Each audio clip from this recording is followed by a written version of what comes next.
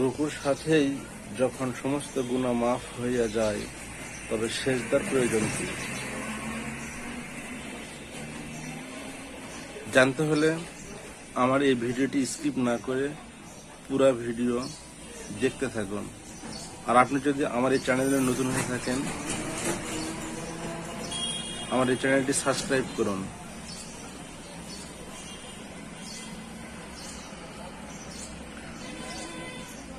রুকুর সাথেই যখন সমস্ত গুনাহ মাফ হইয়া যায়, তবে সেজদার প্রয়োজন কি?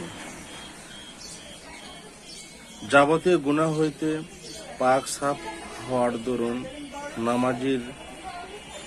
নামাজির মধ্যে এক বিশেষ ভাবান্তর উপস্থিত হয়।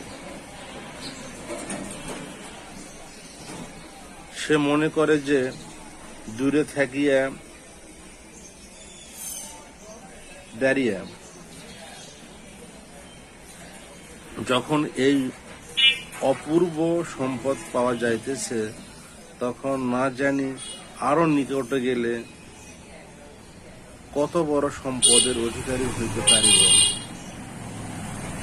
তাই বিন্দু মাত্র দেরি না করিয়া আল্লাহর নিকট লাভের আশায়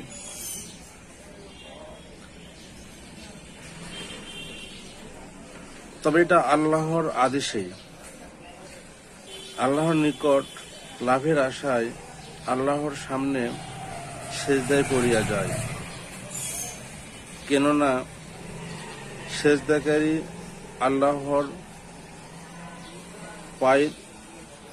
আল্লাহর পায়ের উপর সেজদা করে।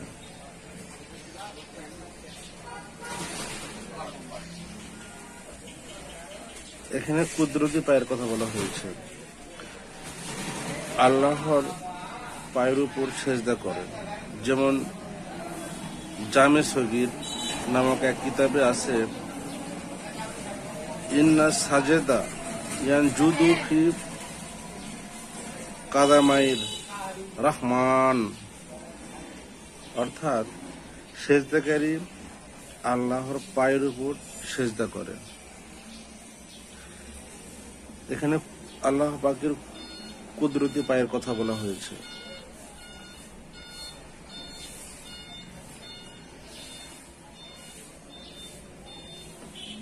ভিডিওটি যদি ভালো লেগে থাকে, লাইক, কমেন্ট, শেয়ার করতে ভুলবেন না।